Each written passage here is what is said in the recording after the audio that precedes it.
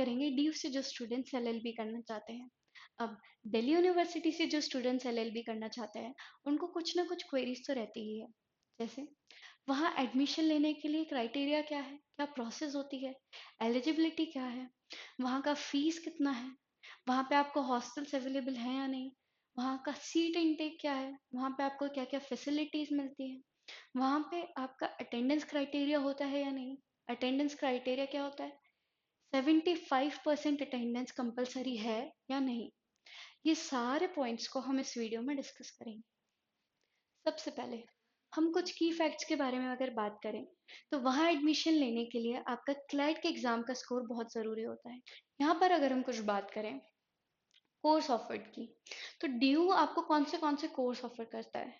यहाँ पर हम दो पॉइंट्स रख सकते हैं, under graduate course, post graduate course. अगर हम सबसे पहले अंडर ग्रेजुएट कोर्स को देखें, तो बहुत सारे स्टूडेंट्स को ये डाउट रहता है कि मैम हम साइंस स्ट्रीम से हैं, कॉमर्स स्ट्रीम से हैं, हम ह्यूमैनिटी स्ट्रीम से हैं, तो क्या हम स्टिल एलिजिबल हैं यहाँ एडमिशन लेने के लिए। तो हाँ, आप एलिजिबल हो एडमिशन लेने के लिए। यहाँ पे आपको जो दो कोर्सेज मिल जाते हैं अंडर ग्रेजुएट के लिए, that are 5 year integrated course, BA LLB honors, then second is BBA LLB honors।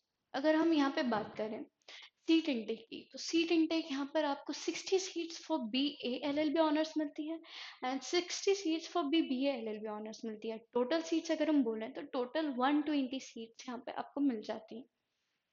आगे अगर हम देखें तो एजुकेशन क्वालिफिकेशन क्या नेसेसरी होता है। देखो, अगर जो स्टूडेंट्स ट्वेल्थ का एग्ज़ाम दे रहे हैं या ट्वेल्थ में हैं, या जिन स्टूडेंट्स ने गैप ईयर लिया है, गैप ईयर मतलब कि आपने ट्वेल्थ का एग्ज़ाम दे दिया, उसके बाद आपने 1 साल का गैप लिया, उसके बाद आपने डिसाइड किया कि मुझे लॉ करना है, तो दोनों ही केसेस में आप एलिजिबल हैं। मिनिमम मार्क्स की अगर हम बात करें, तो जो students UR EWS OBC category में आते हैं, उनका 45% मिनिमम मार्क्स होना चाहिए, यानी कि 45% या उससे अबव मार्क्स होना चाहिए।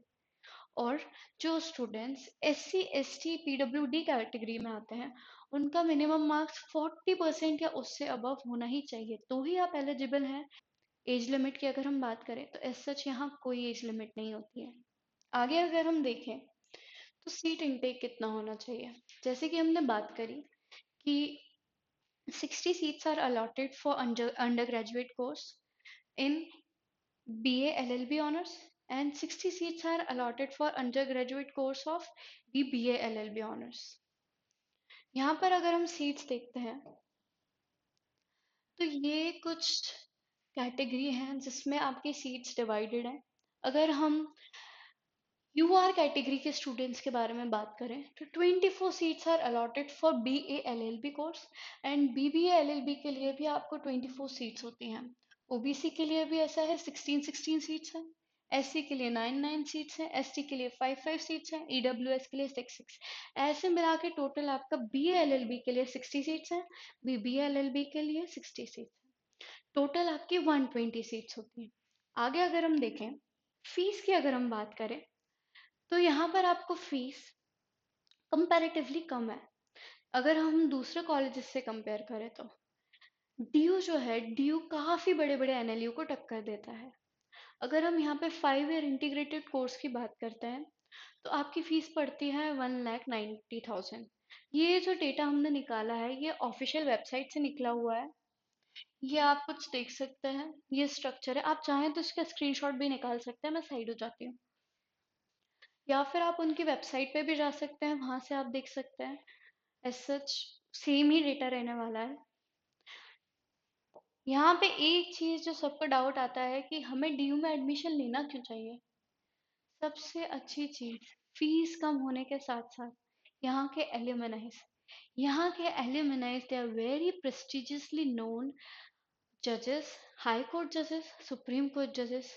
मैं आपको कुछ नाम बताती हूँ, इतने सारे नाम हैं, इतने सारे, ये सब वहाँ के एल्यूमनाइज है that are very known high court जजेस एंड सुप्रीम कोर्ट जजेस, जैसा कि आप यहाँ देख सकते हैं। एक चीज जो होती है कि यहाँ पर आपको क्या क्या फैसिलिटीज मिल रही हैं। अगर हम फैसिलिटीज की बात करें, तो यहाँ की लाइब्रेरी, यहाँ पर एक बड़ी लाइब्रेरी है जहाँ पर आपको सारी बुक्स मिल जाती हैं आपकी लॉ की स्टडी करने के लिए। यहाँ पर आपको केस बेस्ड स्टडी करने के लिए, लीगल एक्टिविटीज़ की प्रैक्टिस करने के लिए आपको मूट कोर्ट्स मिलते हैं। साथ ही साथ अगर हम बात करते हैं कि यहाँ पर आपके जो गेस्ट लेक्चर्स होते हैं, गेस्ट लेक्चर्स माने कि आपके जो एलुमनाइज हैं, जो कि एक रिनाउंड पीपल हैं, एक हाई कोर्ट और सुप्रीम कोर्ट जजेस हैं, वो यहाँ पर आके आपको गेस्ट लेक्चर्स देते हैं, यहाँ के आपके कंडक्ट करते हैं लेक्चर्स। लाइब्रेरी इतनी बड़ी होने के साथ साथ आपको एक बेनिफिट और जो मिलता है वो ये है कि यहाँ पर आपको ई लाइब्रेरी मिलती है। ई लाइब्रेरी मतलब कि आप केस स्टडीज अपने फ़ोन में भी कर सकते हैं। एक पॉइंट जो मैं बताना चाहूँगी, अटेंडेंस। अटेंडेंस की अगर हम बात करते हैं तो अटेंडेंस यहाँ पे 75% अटेंडेंस कंपलसरी होता है। और ये अटेंडेंस कंपलसरी है तो आपको उस अटेंडेंस को मेंटेन करना पड़ेगा। अगर आप नहीं करेंगे तो वो आपको एग्ज़ाम देने के लिए एलिजिबल नहीं मानेंगे। तो स्ट्रिक्टली इस रूल को फॉलो करें और इस चीज़ का भी ध्यान रखें कि 75% अटेंडेंस होना चाहिए। हॉस्टल्स, हॉस्टल्स की अगर हम बात करते हैं तो हॉस्टल्स यहाँ पे थोड़ी दिक्कत है। यहाँ पे आप देख सकते हैं ये कुछ हॉस्टल्स हैं। वहाँ पे हॉस्टल्स की दिक्कत इसलिए है क्योंकि स्टूडेंट्स बहुत सारे हैं और हॉस्टल्स में जाने के लिए कुछ ही स्टूडेंट्स एलिजिबल हैं। वहाँ पर आपको हॉस्टल्स लेने के लिए इंटरव्यू देना होता है। अगर मैं बात करूँ तो अराउंड 100 स्टूडेंट्स ही एलिजिबल है हॉस्टल्स के लिए। तो आपको अपने स्टे के लिए आपको बाहर पीजीज वगैरह देखना पड़ेगा, हॉस्टल वगैरह देखना पड़ेगा, रूम्स वगैरह देखना पड़ेगा। ये कंसर्न हो सकती है। ऐसे ही बहुत सारी वीडियोस के लिए आप हमारे साथ जुड़े रहिए। और अगर आपको कुछ डाउट्स आते हैं या किसी बारे में आप चाहते हैं कि हम आपको बताएं related to any other colleges, या आपकी कुछ क्वेरीज है रिलेटेड टू डीयू ओनली, तो आप कमेंट बॉक्स में डाल सकते हैं कमेंट। ऐसी ही बहुत सारी वीडियोस के लिए हमारे साथ बने रहिए। Stay tuned and be logical with Vidigya. Thank you.